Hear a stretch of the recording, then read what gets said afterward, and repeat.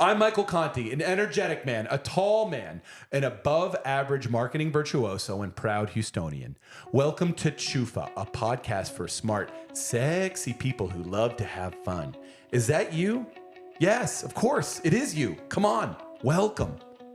My therapist told me that I'm a hummingbird, a strong, muscular hummingbird. So float with me as we cover it all. We're going to talk about marketing. We're going to talk about Houston. We're going to talk about food and what's hot right now and what bothers us. And we're going to interview someone interesting. We may even make a phone call and we will whisper together. It's going to be fun and it's going to feel fast.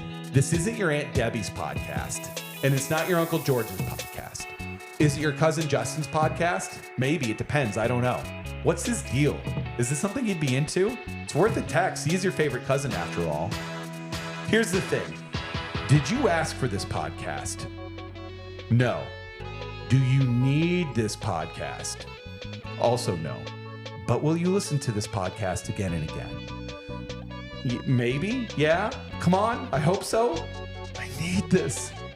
I'm a white man in my 40s. Please listen to my pod. So buckle up, bucko. Or don't. It's your life.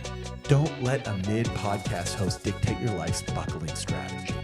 Life's short, so something YOLO. There are many important items to discuss, so let's dive right into the first segment. Welcome to Chuffa.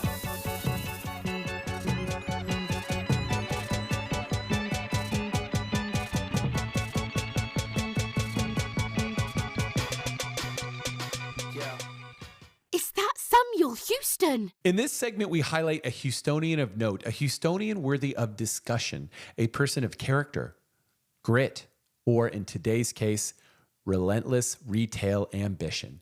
Today's Houstonian of note is a new friend, Jason, a mattress firm salesperson posted up inside NRG Park during the Houston Rodeo.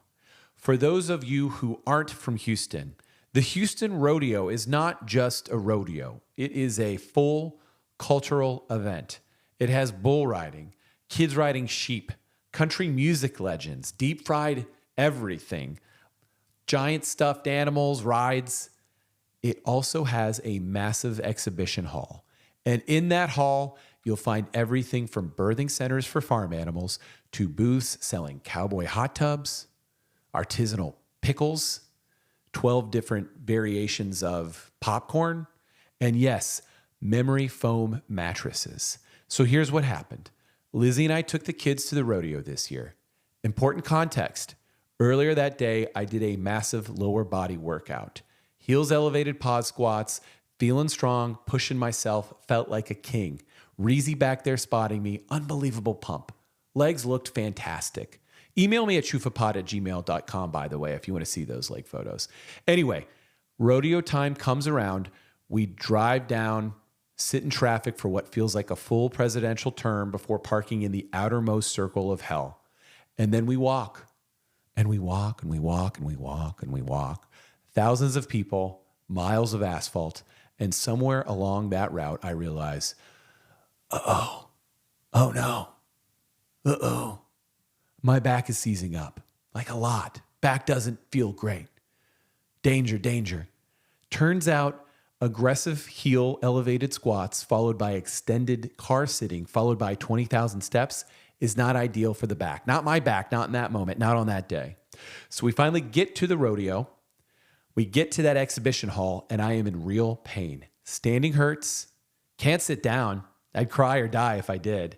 But lying down, yeah, that would help. Let's do that. And that's when I see it. A glowing beacon. The mattress firm booth. Dozens of mattresses, literally dozens, just sitting there, beckoning. So while Lizzie takes the kids to look at baby chicks emerging into this world, I do the only thing I can, which is lay down on a Tempur-Pedic mattress. Enter Jason. Young guy, sharp smile, senses weakness. Sees me, horizontal, vulnerable, sweating slightly, and he pounces. Pulls up to me with a classic opener. Comfortable, huh? I tell him, hey, man, it is, yes. And I am sure that this is a great mattress, but I am not here for sales reasons. I am having a medical event. My back has betrayed me, and I just need to lay here for a minute. And he says, totally understand. Let me tell you a little bit more about this mattress. Doesn't blink, hits the script, hits his pitch, tells me about the features, tells me about the Rodeo exclusive 40% off limited time deep sleep bonanza sale that they're having. My back is spasming. My kids are hand feeding a baby goat. Drunk ladies from Conroe are in the next booth over buying sequin shirts that say Rodeo Queen, Drama Machine. And Jason is trying to close. And you know what? I respect it. Because if it were me, I'd be doing the same thing. You never know where your next big deal is going to come from. He looked at me and he said, this guy may have some money. This guy sleeps. Guy is currently on the product. He shot his shot. Did I buy a mattress that day? Even though Jason pulled out all the stops, including laying down on the mattress next to me to chat more, just two grown men in public, sinking slowly into memory foam. No, I didn't buy a mattress that day. But did Jason earn his spot as today's Houstonian of note? You're damn right he did. Jason, may your customers be super duper sleepy and may your commissions be super duper fat. You are a true Samuel Houston. End segment.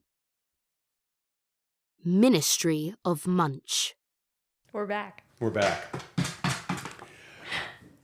Don't call it a comeback. Ministry of Munch is sponsored by Hunger. Is your wife in a big tofu phase right now? Does she bake tofu and broccoli and call it dinner? Then you understand hunger. Combat hunger by listening closely to the Ministry of Munch, where we review a restaurant and talk about food.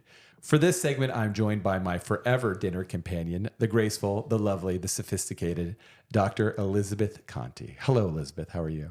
Thank you. Don't hate on my plant-based proteins. They're so good for you. Babe, it's a sponsored message. I got to read it. It's our sponsor. You can't talk bad about our sponsor. I don't want the corporate team at Hunger to be upset with us. Let's talk Loro. I'm excited. Loro. Yeah. Before we jump in, I want to thank your listeners for their overwhelmingly warm reaction to our last Ministry of Munch segment. Yes. It was unanticipated, but I'm glad that people like listening to us talk about restaurants. Yeah, you seem to be very likable. And I mean, I get it. But out of all the comments on the podcast, you had by far the best compliments. How does that make you feel? Yeah, and I spent 1% of the time that you did, maybe 0.5% of the time that you did on this podcast. So I'm sorry, but I'm glad that I could add some value. Oh, are you kidding? It's big, big value. People love your takes. And you have a very good voice. I'm a little bit of a mumbler, but I think your voice brings people strength and calmness. I hope I can keep it up. I think you will. Let's talk Loro. Loro, Loro, which is a restaurant in the Heights. They have a few locations across Texas, but they're right in the heart of the Heights. They refer to themselves as an Asian smokehouse and bar. Their slogan is the Far East meets down south. This is a restaurant that was opened by Aaron Franklin of Franklin Barbecue and Tyson Cole of Uchi, which are two juggernauts. Yeah. Here in the Texas restaurants area. We should tell the Aaron Franklin story just briefly. Yes. So many years ago, when Aaron Franklin was widely considered to have the best up-and-coming barbecue in Texas, if not the country, we went and we stood in line, and they have a very famous line. We were early to this, so the line was only 2-3 hours. Yeah, maybe 3 hours. Yeah. And we got the barbecue, and it was so amazing that I decided that it was the right time for me to be a vegetarian because I'd eaten the best meat in the world. And so I was not missing out on anything. You literally said, it doesn't get better than this. Yeah. And then you went vegetarian for a while. I tried it for a month, and it didn't quite sit with me. But as I said, I'm still very plant-based, pro-plant based, but yes, of course I do eat meat. A little bit, sure, here and there. So, all right. So imagine our excitement. Yes. When Aaron Franklin is doing this like collab. Yeah. And they're renovating this incredible building in our neighborhood, walking distance from our house. Unbelievable. And let's talk about the venue, because for me, it is probably like optimal as far as what I go for. So it's a converted church, high ceilings, lots of wood, really interesting architecture. It's beautiful. It's beautiful. And we talked a little before this, and we talked about the seating. It was both on our list. Like, you don't think about seating too often. So many options. Yeah. Quality options, bar tops, high tops, booths, outdoor seating, no matter what your vibe is on that day. They have like swinging, like egg chairs. Yeah. Swinging egg chairs. If that's what you need in that moment. Yeah. Yeah. Or if you just want to pull up to the bar and eat some food and drink some drinks. Big long tables if you have a lot of people, or you got a bunch of kids you got to seat. Talk to me about the food itself, Lizzie. What's your take on Loro's food? Well, first of all, I always get the same thing, which is like a smoked salmon with like a coconut rice, pickled vegetables. They have a lot of amazing like smoky flavors, spicy flavors, sour flavors, flavors that you don't get really anywhere else. Other places. Yeah. No. They've really come up with something new. I was thinking about the fish sauce that they give on that. That they warn you about every time. They warn you about it. Literally, they're like, hey, this isn't for everybody.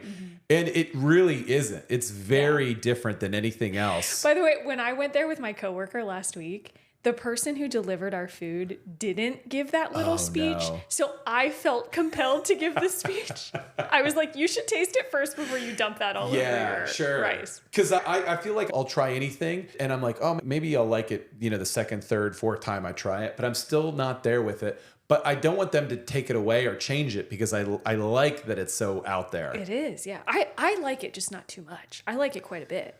So I'm different from you in that I don't have a go-to dish at this place.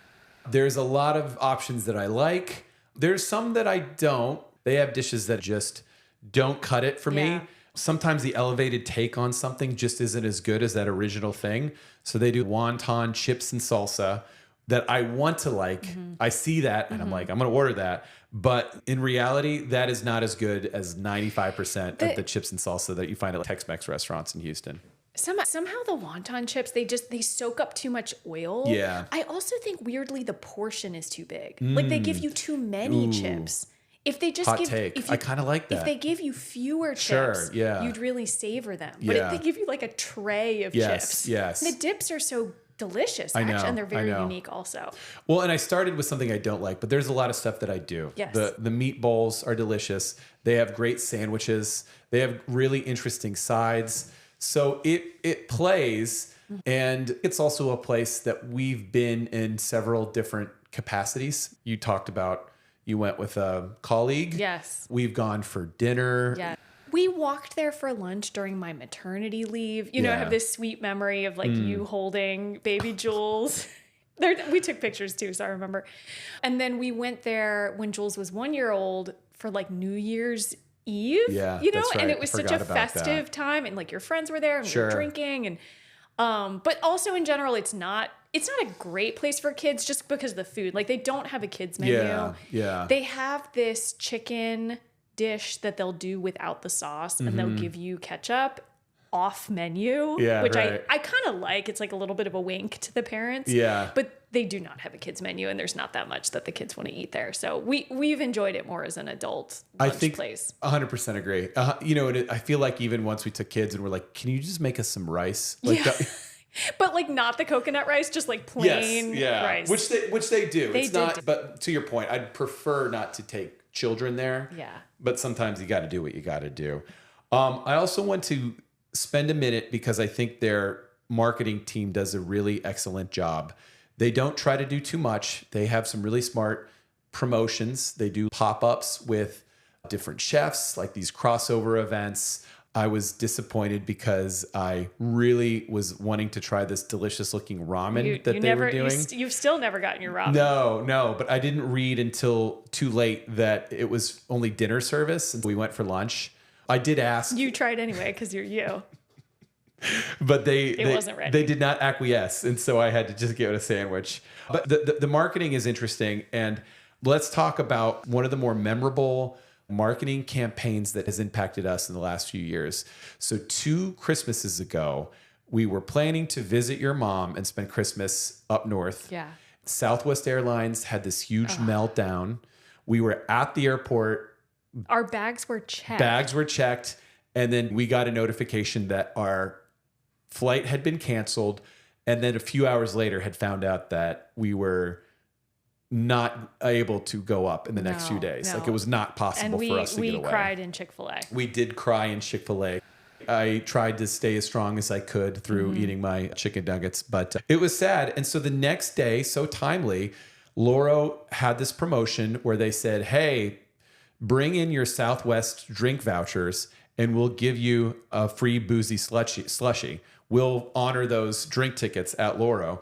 And we were in a little bit of a low point. Yeah, and we did that. And then we had a great time because their boozy slushies are really, really tasty. So good. Frozen gin and tonic. Yes, please. Mango sake slushy. Yes. Vietnamese coffee. Not afternoon. No. On the I guess I'd have to morning drink to have that one. Yeah. Which I don't think you do that. Yeah. But the slushies are fun and not overly sweet, which I think a lot of slushies can be. So And they used to be like $5. There was like a great happy hour price. You can still get them for $5 on happy hour. Yeah. And no like high fructose corn syrup, crazy colors or anything like that. No, they taste fresh. Yeah. There's not some old margarita machine spitting these out since 1999. It feels very fresh. Right. Let's talk a little bit about its counter service. So it's not like a sit down waiter, waitress. You order at the bar. I think that's cool. You can have a fast meal. You don't have, I mean, you're free. You're free to come and go. You're free to pick your chair. You're not getting interrupted by a waiter trying to get a tip. You just tip up front. So it's got a vibey, cool venue. Yeah. Lots of delicious fishes, Yeah. meats, veggies. There's a tiny little, and it's not overboard, but like a tiny little bit of like Southeast Asian, like I'm on vacation. Ooh. Like I'm almost like a tiny little bit of like tiki Yes. feel. It just feels fun. It feels fun. Go there, go to Loro and have some fun. That's our message? Is that our collective message? Yeah. And I think this is what we're into is like really high quality food in a casual setting. That's where we're You don't have to at. be anybody you're not. That's where that's where we are. Ooh, in I our like lives. that. Come as you are. Yeah. I'm wearing the same Viore pants I've worn for the last 10 days. Come as you are. Come as you are. It's very Houston. Very Houston. Very worth it. Does it have, Lizzie, your official Ministry of Munch approval? Stamp of approval. Sure, it's stamped. We should get some Don't sound you have effects. like a sound effect? I don't have a stamp effect, but I can do how about chimes? No. That's nice. Okay. So just do it again. Say it has My stamp of approval. and make it two chimes of approval. Loro in the Heights, thank you for listening to Ministry of Munch. End segment. Whispers. Quit making me go to holiday parties on Zoom. The pandemic is over. I appreciate the sentiment. I love you. I love the team. It's a global team. I love that. We can't get together in person. I get it. It's fine. Go team.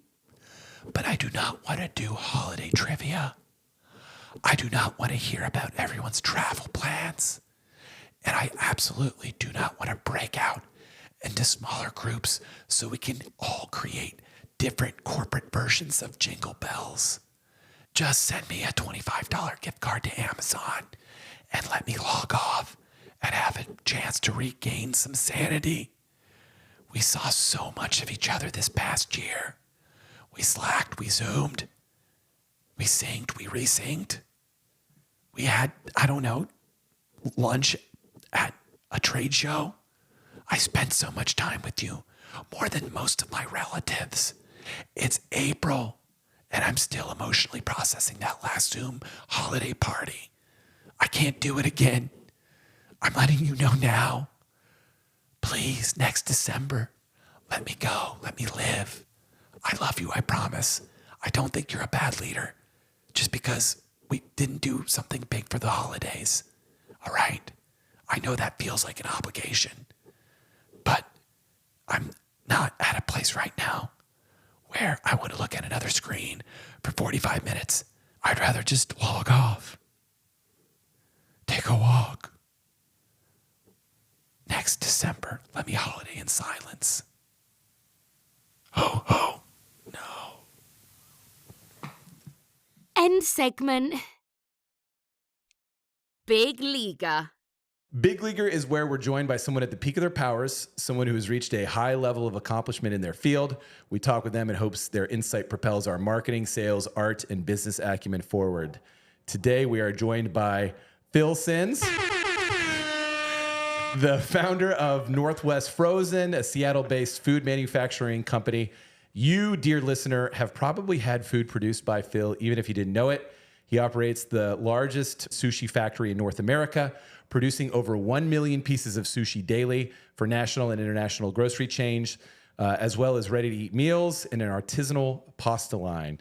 He also holds patents in innovative freezing techniques, including the development of electromagnetic freezing. He accomplished all of this after leaving his career as a successful investment banking analyst. Phil, welcome to the pod. Thank you, Mike. So most people don't know this, but I've mentored Phil since he was 19 years old. Right, Phil? You want to confirm that for my listeners? Yeah, mentor. No. Yeah. Phil and I were college roommates, and we've remained good friends, honestly, since, 19, right? No, actually, in many ways, you did mentor me, Mike. It was a unintentional mentorship, but you did a great job. Thank you. Yeah, look at you now. Yeah, look at me On now. Big Leaguers. And really, my choices at that time were to live with people sniffing spray paint or you, and you actually showed me that there's actually a better way in life. Oh, wow. Yeah, okay. you did. Yeah, No, you did. Well, I appreciate that. And so then I roomed with you, and I learned how to be more creative. And because of you, Mike. Wow, I didn't actually. That was a joke question, but it's nice to actually, get. I gave you a more serious It's nice. answer. Yeah, it's nice to give the props. Or It's nice to get them. We roomed together. We graduated, hook 'em horns, and then you started a career in the finance world, and had a successful run for a few years before leaving that industry, which was lucrative for you and had a bright future in it, to go to sushi. Could you give us an overview of how and why you left the financial world to go and found Northwest Frozen? Yeah, for sure. So in school, when I first went to college, I was very torn about what I should do with my career. So I was thinking about, I like math and science, but I also thought that the business world was exciting and I wanted to be maybe entrepreneurial in some way. So that's when I'm 18 years old. That's what's on my heart. I ended up going to University of Texas because they had a degree called Engineering Route to Business in the business school. So it was a way to combine engineering and business together. Kind of unique. Not many schools had that program. So I was a kid from California. So that's how I ended up in Texas, was because the appeal of this program, really top-ranked business school with this unique degree that kind of appealed to me.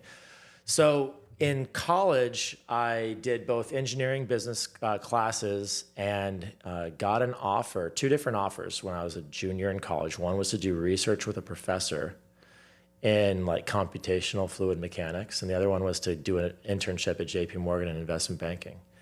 And took the JP Morgan one because they actually paid money for the summer internship. Right. I thought that was good. Yeah. And so ended up working there for the summer and did well enough to where I got an offer. And so decided to leave the engineering world behind a little bit and go into investment banking. And did it and did well in banking, but it was a lot of hours of work. And I didn't feel like I was getting a lot of creative stimulus there. I thought it was more like kind of spreadsheets and things that were, I could do it, but I wasn't very happy doing it. So, Okay. yeah, so then decided to kind of did some soul searching. At the time, actually lost my father. He died during the time, which created some soul searching for me, and searched my heart and thought, I don't see myself doing this long term. So I'm not really sure what the point of doing this is other than making more money. And when I'm 23, 24, that shouldn't be the top priority for me. If I'm going to take a big risk in life and try to figure out what makes me happy, the time is now. I'd rather do it now than when I have kids. So at 23, 24, you were already that forward thinking, basically saying long-term plan, financial world isn't for me. And so I'm going to make a move now compared to later. Yeah, exactly. So in fact, I remember sitting down with my aunt and uncle, and I said, you know what I really want to do, Aunt Barbara, is I want to put myself in a position to get lucky. I said, I want to do that when I'm young. And I need to go out. I'm not going to find something great or get lucky being in an office 80 hours a week. It's probably not going to happen there. And worst case scenario, if I don't succeed or if I don't get lucky, I can always go back and get an MBA or go back to get a master's degree. So to me, a master's degree was almost a get out of jail free card. And that's sort of how I framed the prom. I thought, I'm young. I have a little bit of money I've saved up, not a ton, but enough to take a chance. And if it doesn't work out, I'll do my get out of jail free card, go get a master's in something, and I'll be fine. Okay. And by the time I'm 30, I'll be established and that was the idea. It sounds important. It was important to you to have that plan B, right? That master's degree was pretty thought out, even though you didn't pursue it or you didn't need to pursue it. But that was a lot of thought went into that, it sounds like. A lot of thought went into that. In fact, I was influenced heavily by a phrase: entrepreneurs aren't necessarily risk takers, they're risk mitigators. And I think this comes naturally to me, but I'm very much a contingency planner. Okay. Yeah, so I'm constantly thinking, what about this? What about this? What about this? And so I think that kind of thinking came naturally to me, but I had thought through a lot of different possibilities. How can I mitigate risk so that if I just fail, I'm going to be okay still? Okay. So you left the finance world. What was the draw to sushi? Well, sushi makes no sense for me in the sense, I mean, a lot of reasons. So the first time I had sushi was actually, was it with you potentially? Was that the restaurant where we actually didn't pay? We walked out? I forgot about that. Should we edit that out? Or? No, yeah. We had a really bad, that's the I only think the first time I had sushi, I stole it. What? So that's true. I haven't thought about that before. We should tell that story. You want to tell that? Yeah. Well, my recollection is in North Austin somewhere. It was a buffet. It was a buffet. I don't even recall the name. In fact, I don't want to recall the name. No, there's no way it's in business because it was terrible. It was awful. We were miserable. It was truly an awful meal. Bad service, bad food, and bad sushi. Actually, I hated sushi the first time I had it. And I think the first time I had it, I thought the wasabi was guacamole. Okay. I really was that sheltered. Right, I really didn't know. And so I took I remember taking We're a big in Texas bite of it. after all. Yeah. Guacamole everywhere. And so I thought this was just a little spread you put on the sushi. So I had a terrible experience. I was choking and gagging. I have a naturally bad gag reflex. My dentist has told me that. And so, I actually do. Let me make a note of that. Yeah. Okay, that's important. No, if I get a filling on my tooth, I have to use sedative dentistry. Okay. Yeah, I mean, we're going on a tangent here. But he actually has to put me to sleep to put a filling in my tooth. Wow. Okay. Yeah, it's interesting, actually. Okay. It's kind of an embarrassment. I'm going to actually interview him next, if that's okay. Dr. Snow, the art of dentistry. He's very successful. Let's bring him on. Yeah. Let's get him on the pod. Yeah. But anyways, I do have to be put to sleep when I get fillings. With that said, I think I almost threw up. So at that point, I was very motivated to steal the stuff. And so you and I were unhappy with the food. We left. I remember we walked out. We just walked to your car and drove away. Yeah. And so that was my first experience with sushi. And so fast forward, I was unhappy at JP Morgan working in investment banking and started thinking about ideas for businesses. And that ties in with when I was mentioning when I was 18, I was thinking about, hey, am I going to do engineering or am I going to do business? And I had that kind of idea always of somehow doing something a little bit technical in the business world. So I think entrepreneurship just made sense for my personality type a little bit. Yeah. And so thought about business ideas, and what came to my mind was healthy foods in schools. That was around the time, actually, 2006 or 7. I was about 3 or 4 years ahead of when Michelle Obama made that a big thing on her platform. Sure. So I was a little ahead of my time in that regard. Yeah. Which was good. And so I decided to take a vacation at JP Morgan and go back home for my vacation in the Bay Area of California.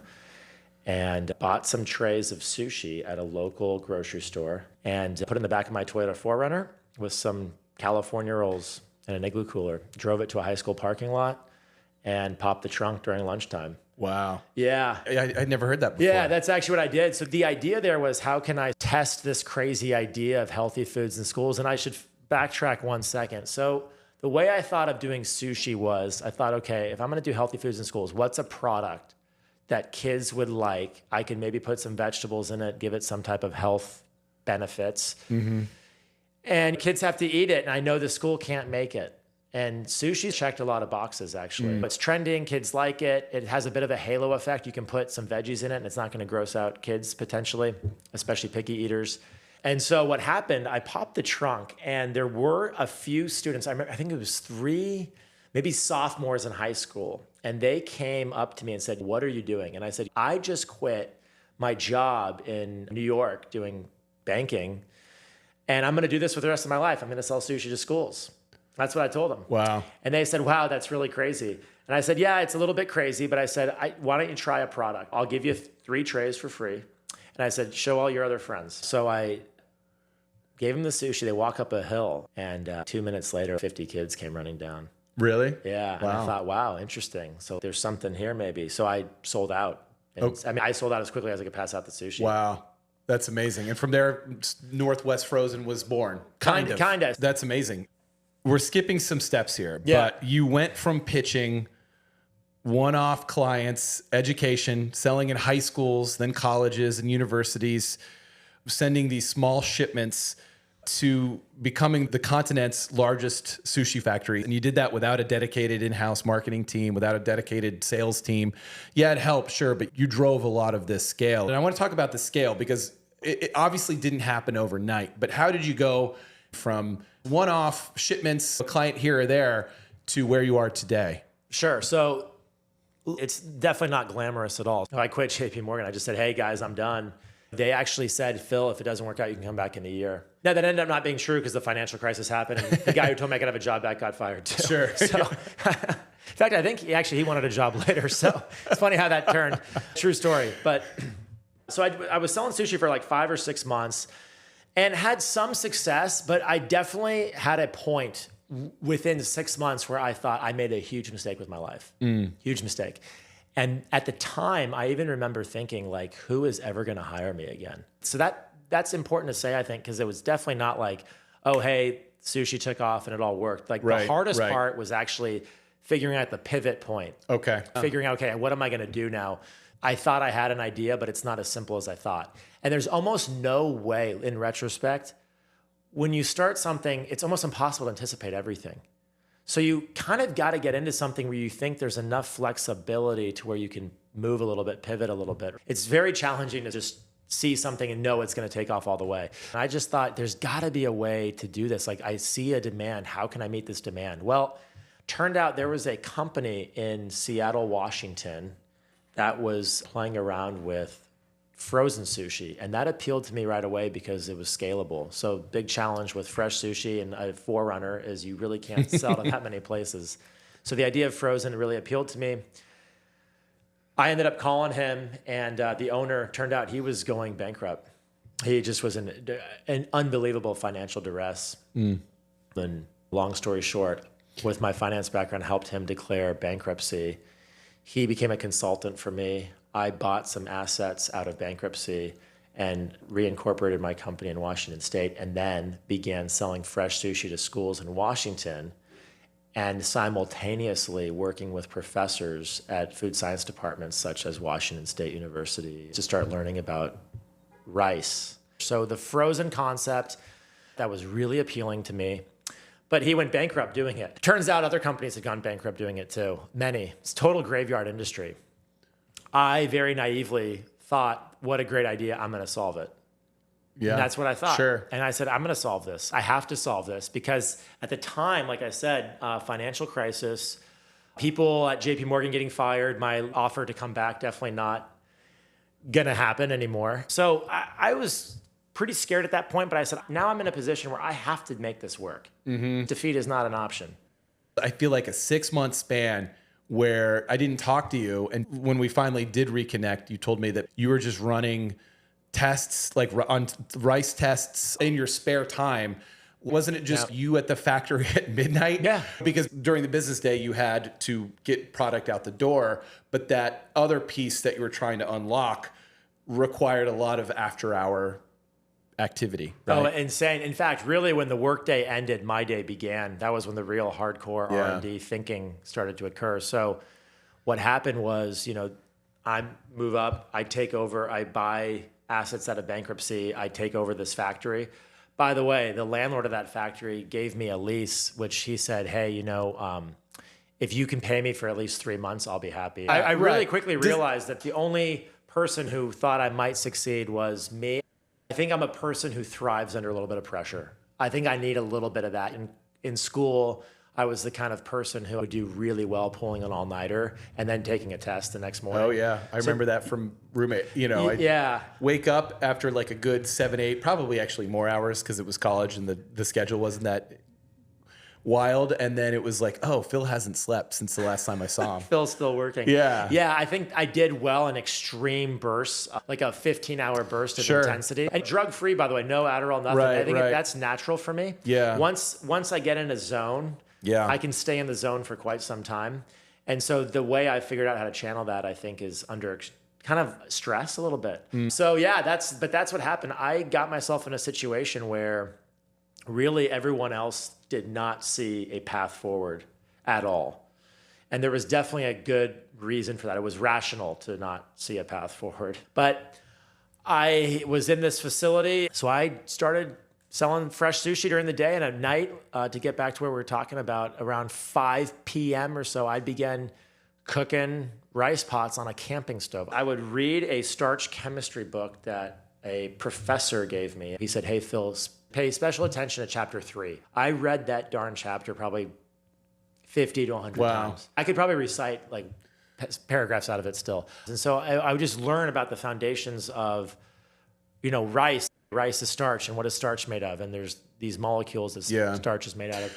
And so then I'd get inspiration from that. And then honestly, it's experimental science. So I just started cooking pots of rice on a Coleman stove and just seeing what would freeze, what wouldn't freeze.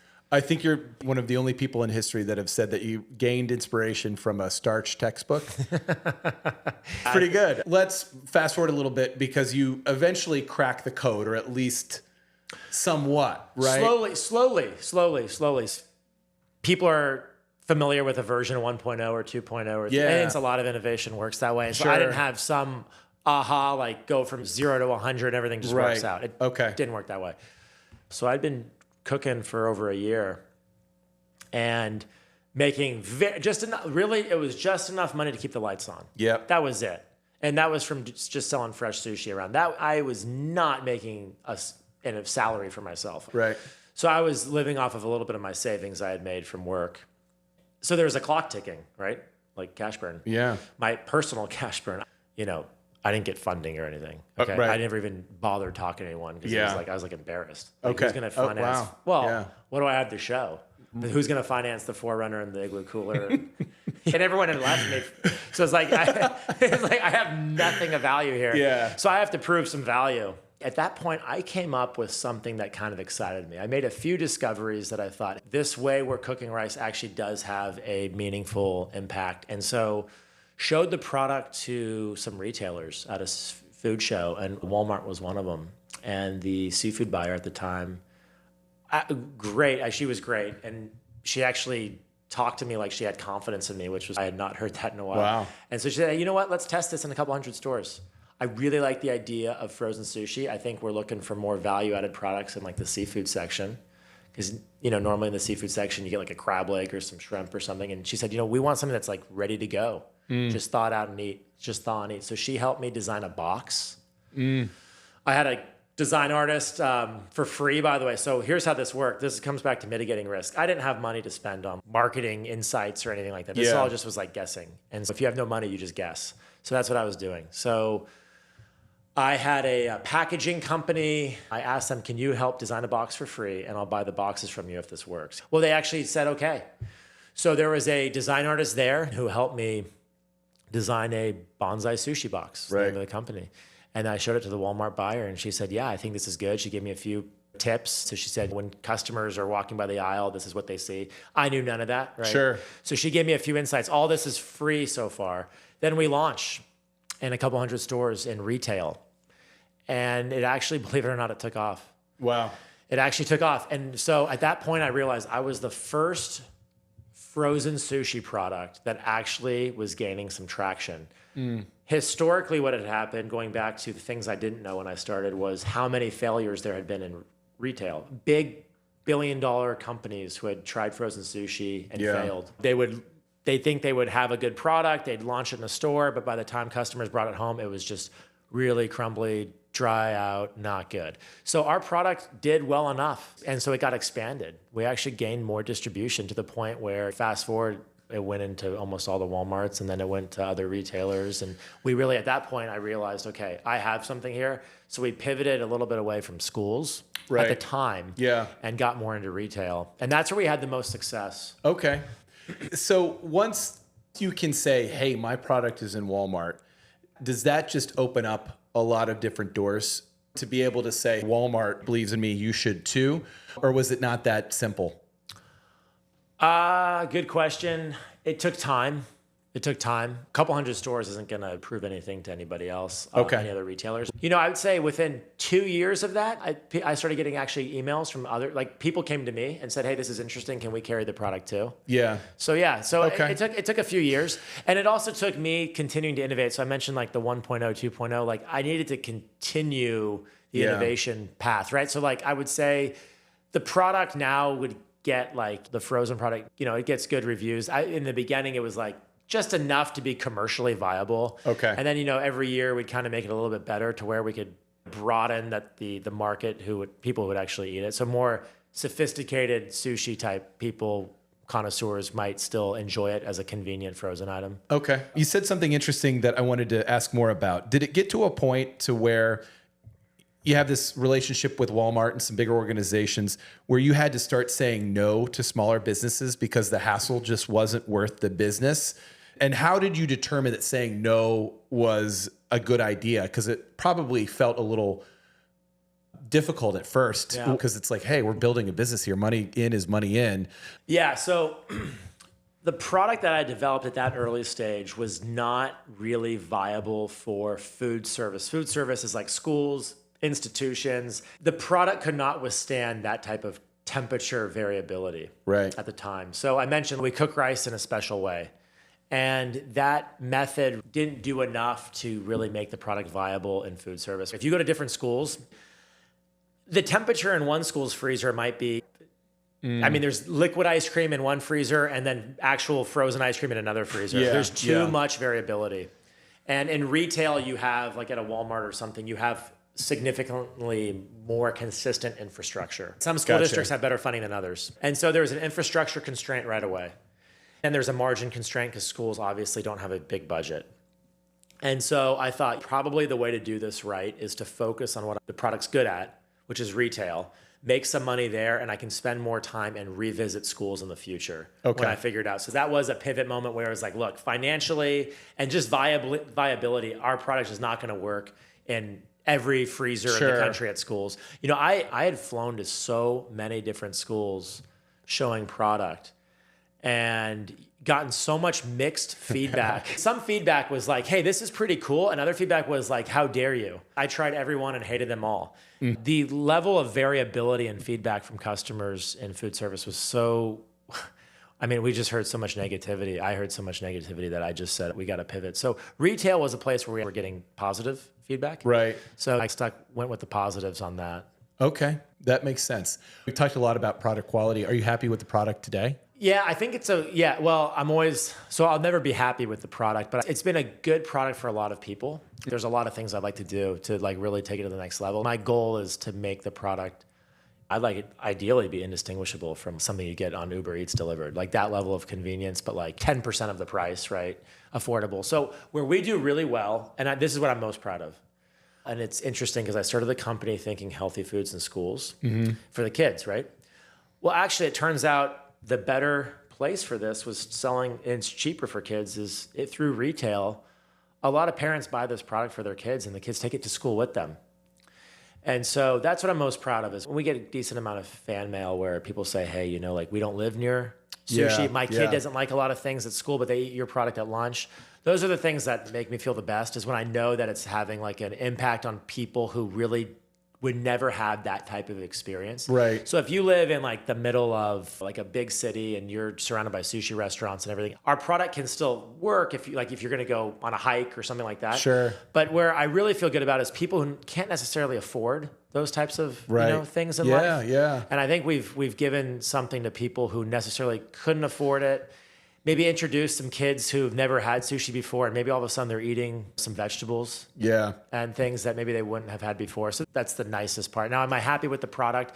There's a lot of things I still want to do with it. Lots of innovation to go. There's always more things to improve on. We've built by far the largest sushi factory in North America and maybe even Europe. I mean, there's no statistics on these things. But I've traveled around, and I'm fairly confident that we have the most automated sushi factory and all of that. There's a ton of cool stuff. A million pieces of sushi a day. That's crazy. Yeah. I mean, I'm not as good at mental math as you, but you've got to be in the billions. Are you in the billions of revenue? No, sorry. As far like pieces of sushi. I mean, if you're in the billions, what are you doing in my living room? I was like, this is No, but you know, I mean, like, have you produced 1 billion pieces of product yet? Not billions. Yeah. That's not the greatest math, Mike. Right. Yeah. But we may edit that out. But actually, But we've actually thought about this. We've definitely circled the earth many times with sushi. Wow. I forget the number. We have to look at that now. Yeah. But we make miles of sushi a day. Sure. Yeah, it's quite a bit. It's pretty amazing. So I'll tell you actually a little fun thing. We make 70 feet a minute of sushi. Wow. So 7 stories of sushi every minute is being constructed. Gosh. So we could what's a tall building that's like 100 stories? That would just take minutes for us to reach the top. Wow. You think so? Wow. Imagine a sushi roll going all the way up the Empire State Building. That's just a matter of minutes for us. I do have a great imagination, so when I close my eyes, I can see that. Do you think other people might see that? Yeah, I do. Okay. The listeners, I'm not the math guy, but I'm the imagination guy. All right. Well, congratulations on your success, and most notably making it on Big Leaguers on the Chuffa podcast. But we're not done here.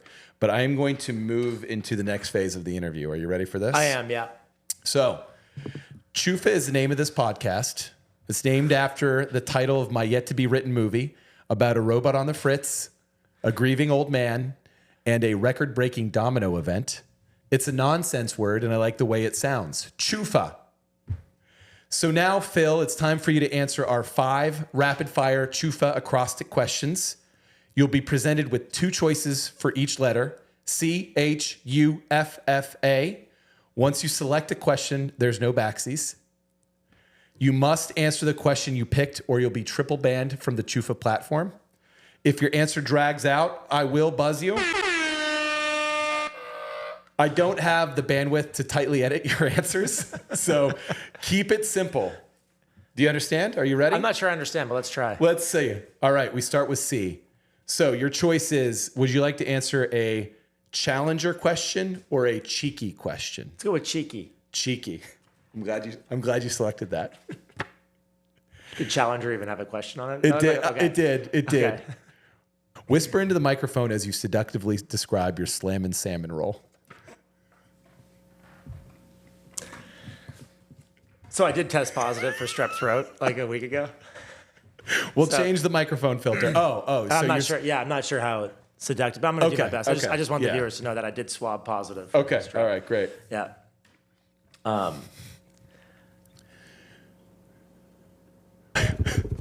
There we go. Okay. My slammin' salmon roll is made with rice, specially formulated for moisture-enhancing capabilities. The salmon is smooth, slightly salty, and will fill your mouth in a way that you have never been filled before. That's great. That was How was lovely. that? That was Actually, there's a truth to that too. Thank you. Thank you. The people love it. The people love it. Was that a little too seductive? Was that too No, much? well, Did I yeah. go too far? Do We'll, you want to redo it? Yeah, no, we won't release the video on that just because I think that would get the people aren't ready for that. But the audience, ready for it. Yeah, you think they're ready? They might be ready for it. I think they're ready. So the rice actually does have moisture enhancing technology. Yeah. No, that's great. Oh, that is. I mean, that's seductive. Yeah. All right. Are you ready for H? Your selection here is humbled or hater. Humbled or hater. You know, I'm more. I mean, let's go with the positive. Let's go with humbled. Ooh, okay. Yeah. I throw that one away. Humbled. Yes. What's the biggest waste of money or investment you've made in your career that were you willing to admit? Doesn't need to be a figure. Waste of money? Yeah, or something that, an endeavor that you really went all in on and it ended up failing. I think it's important to cover the failures too. Can I be slightly serious? Yes. Okay. Biggest lesson I've learned in the business. This is humbling. When I started, people left me, and I actually, rightfully so, everyone's way better off doing other things. But I think that I learned a lesson about really forgiving people, right? And that takes a lot of humility. And the problem with forgiveness, at least I learned this myself, maybe it's not true, but from my perspective, it's forgiveness doesn't necessarily compound like other activities. So if you lift weights, Right. like you get, Obviously I do. yeah, I mean, that's why, yeah. I know you do. And by the way, Thank you. with weights, you lift, you get bigger. It's good. With forgiveness, if you forgive one person, it's not necessarily easier to forgive the next person, right? You know what I mean? So you lift some weight, it's easier to lift like the next heavier weight necessarily. Right. Like you get stronger. I think forgiveness is a little bit harder like that. So I think the biggest mistakes I've made, I wish that I said sorry to people maybe sooner if there was something that, hurt them. I like your forgiveness answer. I like that. Okay. Are you Yeah. unusual or uplifting? Let's go with unusual. Ooh, okay. Yeah. I wasn't sure what you'd pick there. Yeah. Throw By that the one. way, I like your Chuffa thing. Oh, thank you. I think this is really cool. I've got something here. You got something here. I've got something here. Yeah. Okay, this is unusual. Make a pretend phone call to your factory and announce to the team that you're no longer selling sushi, and from here on out, they'll be producing split pea soup. Well, we've talked about doing candy canes before. You want to go candy canes over candy soup? canes? Yeah. Yeah. Jumbo candy canes? Jumbo candy canes. 'Cause I don't think there's a market for that. Yeah, people have a candy cane and they say, this is too small. Yeah. People tend to go smaller when it comes to candy canes, and I think they should go bigger. That's a big... Yeah. So you want me to tell the factory? Yeah. That I've been in the field for a while and I've seen, what I've seen out there? Yeah. Ring, ring, ring, ring, ring. All right. Northwest Frozen. Hey guys, it's Phil. All right, I put you on speakerphone. We're all listening. Okay, everybody in. This is a team meeting, all hands on deck meeting. This is important. Guys, I was grocery shopping today, and I found that there's a huge selection of medium-sized candy canes on the shelves for this Christmas holiday. But there is no jumbo-sized candy cane. In fact, I don't think that's ever really existed. Guys, the market for candy canes, as far as I'm concerned, is much larger than frozen sushi. The other thing is, it's not frozen. It's distributed at ambient temperature. Think about that. It's shelf stable, guys. All of our problems will be solved if we get into jumbo candy canes. But sir, we have so many freezers. Scrap them. We're going into candy canes. Turn them off. Get the stuff shelf stable. We need to buy a lot of sugar. We need to buy peppermint and sugar. Talk to procurement. Is procurement on the call? Call our vendors. Okay. Sir, we have so much. We still have so many bags of rice here. What do we do with the rice? Grind it up. It's going in the candy canes. Think about gosh. that. Yeah. We need a binder. We need a binder for the sugar and peppermint. Innovation at every Think corner. about that. So there's actually and we can use, and we'll claim on the candy cane featuring rice technology. I think that'll be appealing. All right, I love it. All right, your second F. Fun or flawed? Fun or flawed? Flawed. Ooh. Flawed. I want to go. Let's go dark here. I like it. Ooh. You ready? No, yeah. What's your biggest flaw as a business leader? I'm not much of a leader. Oh, come on, man. Come on. Biggest flaw. I am I'm not very structured, Mike. I'm not a very structured person by nature. So I think I don't really have we don't have calendars and meetings. I think it's more, everything with me is more ad hoc, impromptu, like making a candy cane factory. That actually would make sense. I don't think people would actually push back much. I think they'd actually be like, this is like Monday. Yeah, it makes sense. All right, I guess we're doing candy canes. I guess we're doing candy canes. Do you, I mean, do you rely on your team for that to build that structure? Is that, because I get it. If you're the big thinker, it's tough to focus on some of that structure. I'm actually in the process of hiring a COO. I've never had one before to do that exact thing. Yeah. Cool. Structure, some it doesn't come naturally, but every company needs some type of structure. You know, it's sort of like you have tasks that are procedural and you have some things that are more creative. And so you really try to figure out, okay, what are like the really procedural day-to-day things? Yeah. And then who's the type of personality that can manage that well? I don't manage that part well. I do better with more of the kind of loose creative stuff. And so, yeah, in fact, yes, I'm currently looking at hiring someone for that. But you're very self-aware. You always have been. And I feel like even maybe to a fault. So anyways, I'm glad to hear that you're hiring your COO. I think that'll make your life hopefully better. Yeah, I think so. It'd make my life much better. I think it'd make everyone else's life better. I mean, maybe we'd I don't know, chat more if you had, there's a big meeting, but the COO is taking care of it. So I'm just going to kick back and talk to Mike about his pod. Oh yeah, we could hang out more. That'd be great. Yeah, I could have more free time. Wow. Yeah, we could do it another. All right. COO, if you're listening to this, thank you in advance for the bandwidth you freed up. Do you think anyone will want to be my CEO with me? I mean, after that Slam and Salmon whisper thing, I think there'd be a lot of people. Oh, wow. They'd be like, oh, wow. Are those the type of people that are...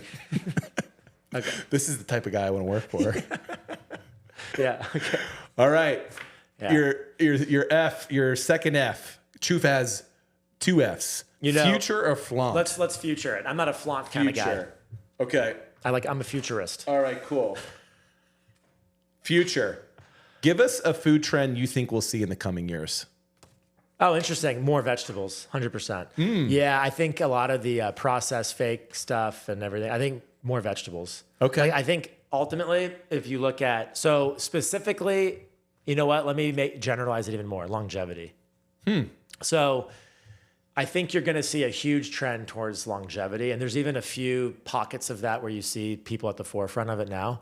But eating for longevity and not just health. Health has been out there for a long time. That's like living longer. Yeah, but like the thing that's nice about calling it longevity, reframing it as what you're eating for is instead of health. Yeah. Longevity is something that's more easily quantifiable, I think. Right? Like you want to live longer. Sure. You want to live That's more, a great point. Right? And so I think it's actually easier for people to understand that and to conceptualize what's going on. So I think eating for longevity is going to be a big one. Okay. Yeah. Cool. Yeah. Could you remind the listeners and me what a vegetable is? See, no, come on. I know. I love vegetables. All right. Hey, this is your last one. You're almost through, but we're not done yet. Advice or advert? Advert. Advert. Where can people find you and enjoy your products? Little plug. What would be the best way to connect with what you do? Yeah, lots of major grocery stores. So Walmart, Aldi, basically anywhere where you can get frozen sushi. So and it's some is under our brand, some is another company's brand. So I can't go into a ton of detail. Right. But yeah, it's phenomenal sushi. It's really good. So you've got your Chuffa recommendation official here, and Phil. Thank you very much for coming onto the pod. Did you have fun? I had a great time. Yeah. Okay, thank you. great. Would you do it again? I would do it again. In fact, I have ideas. Oh, good. For next Okay. time. Yeah. Okay. No, I'd love to come back. All right, let's do it. And with that, we conclude the segment. Bye, everybody. End segment. Websites for sale. As you know, a website is your digital home for your business. A wise old internet man once said, "Your biz, it's only as good as your URL, so pick a good URL." He said that. And with that, I am doing you, the listener, a favor in finding you great homes. You can start a $1 billion business by sucking up one of these $1 trillion URLs found by me, Mike Conti, for you, Chuffa listener, ready to start a business with this great URL that I found. cheese.com. It's memorable. Tell me you won't remember that in 3 days. Momswhovape.net. That's hot. Churchofrisentology.com. That's a really good one for the youths. They love that. BurlingtonWindbreakerFactory.com. Don't reinvent the wheel. Just change the wheel a little. The windy wheel. InexpensiveKetchup.com.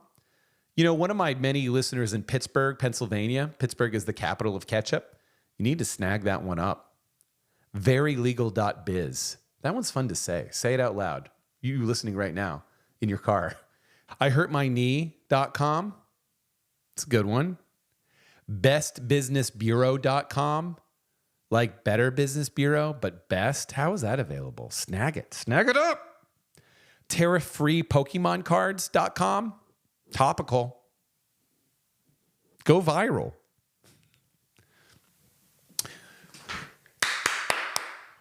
P90XXX.org. AchieveAFlatStomach.net. It is sandwichtime.com. That is the perfect domain for sandwich sellers. You want to go viral? Suck up that URL right now. Snag it, buy it, use it. You're welcome. End segment. Boring prank call. Press 1 now to continue this call in English. Para continuar. Hello, and thanks for calling. Please listen carefully as our menu options may have changed. Calls are recorded for quality assurance. Good.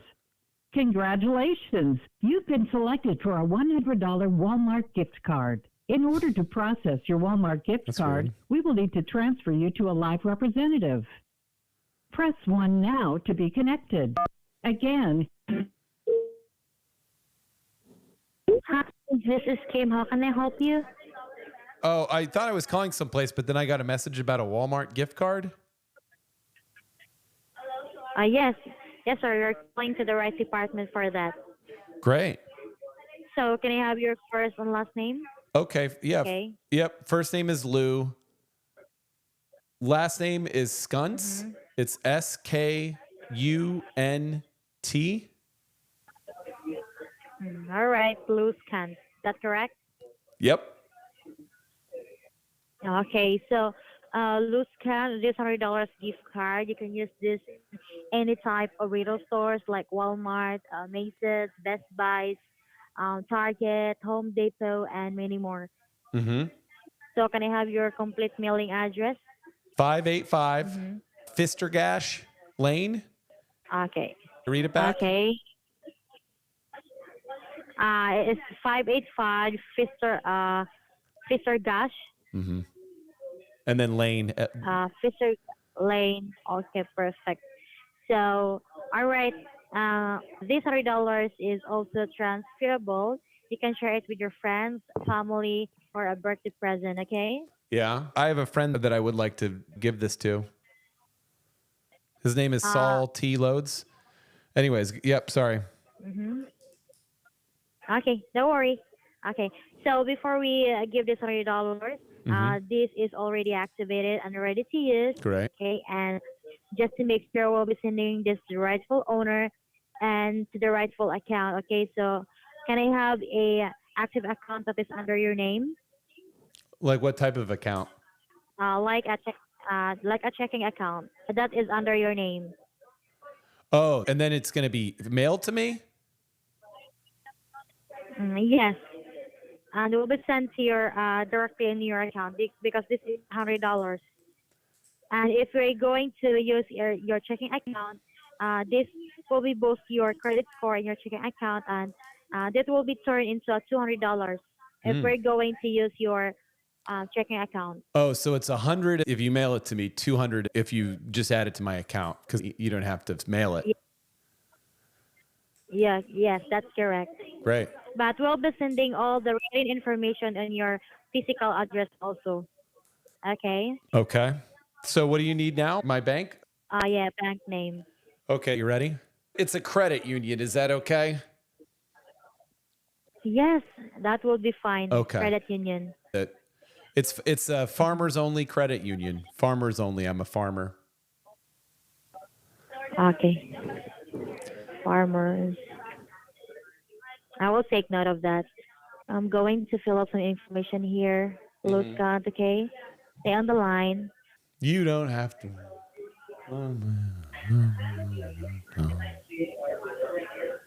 You don't. You don't have to be lonely. I bet you're a good singer, sir. Thank you. I try. I'm so lonely out there on the tractor. I have a lot of land, but not a lot of people around. So I do what I can, and I do like to sing. Right. Yes, it will unleash your stress like that. It will help to unleash your stress. Yeah. And I like kid songs too. Do you know Sesame Street? Hop like an astronaut. Sesame Hop, Street? hop, hop like an astronaut. Hop, now hop, slide, hop, slide, hoppy, hoppy, hoppy, slide, slide, slide. But you're a very good singer, sir. Thank you. Okay, so sir, I already checked here in my system and fill up some information, and I found out that your account is qualified in sending this $100. And since we are using your checking account, it will be turned at $200. Okay. 200, great. Okay, so I'm gonna use this on some. in order for me to.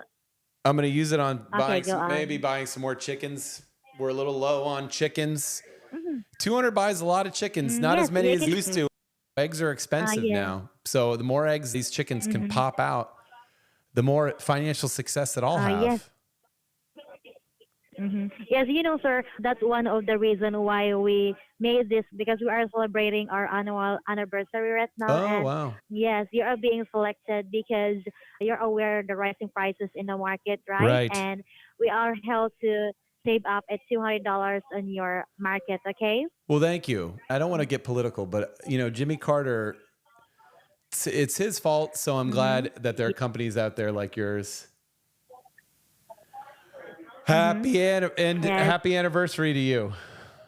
Yeah, thank you. Thank you for that. Okay. Thank you for that. So, sir, I already done filling up here, and I need to process it right now. And can you provide me also your checking account number so that we can directly send it to you right now? Yep. Okay. Would be fine, sir. Okay, ready? Okay. 69. Did you get that? It's 69. Yep, 69, 68, 69. I like to keep it simple. 69, 68, 69, 68. 69. That's 69, 68, and another 69, and another 68. Is that correct?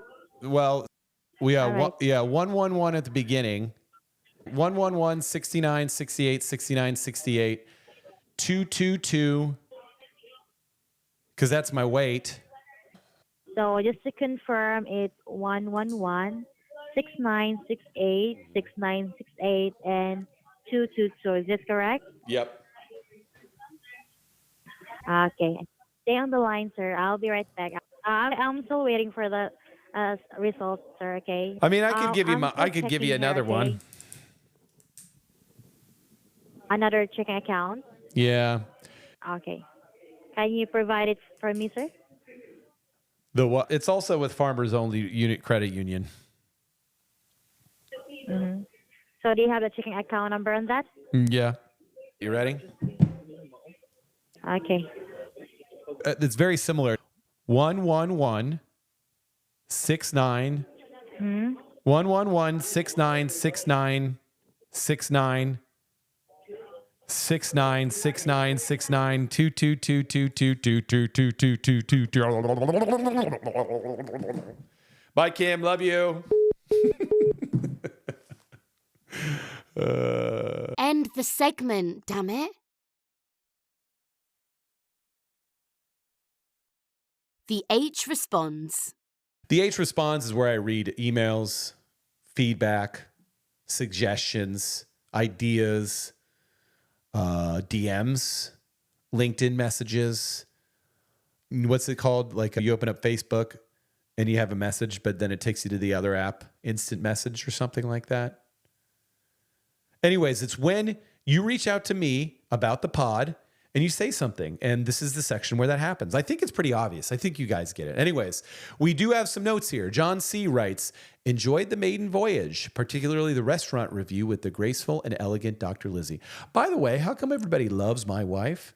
She got way more compliments about her Chuffa appearance than I did.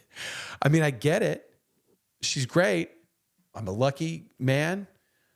But you know that I bought her the microphone, right? I mean, we share expenses. Anyways, he continues the letter. I would recommend an exploration into the podcast title. I fully expected Chuffa to be pronounced with a short U as in stuff. Chuf. Perhaps the chosen pronunciation is a reflection of other cultural influences. Okay, great, John C. I can dive into the origins of Chuffa in a future pod. I'll write that down. Another letter here, this one from Dale from Dallas. Mike, so you release a podcast and it takes you a month to put out the second episode. Also, are you even going to try to promote this thing? LOL, aren't you supposed to be good at marketing? Question mark, question mark, question mark. By the way, Nolan Ryan looked so much better in a Rangers uniform than he did in an Astros. Dale, listen, man, Chuffa is a slow burn, okay? I am still building out the machine. It'll get faster. You just need to chill, all right? Dale from Dallas, just chill. Anyways, this has been the H Responds, where I read and respond to you, the listeners. If you'd like to reach out, go ahead and email me at Chuffa, Chuffa, pod, P-O-D. That's chuffapod@gmail.com. End segment. End pod. End transmission. End the fun. Until next time, Conti out. Never Kobe, no HR, no need for Toby. This is free, no aching, homie. I ain't hoping for no trophy. I'm still focused on my homies. If you knew me back in 03, then I know you know me.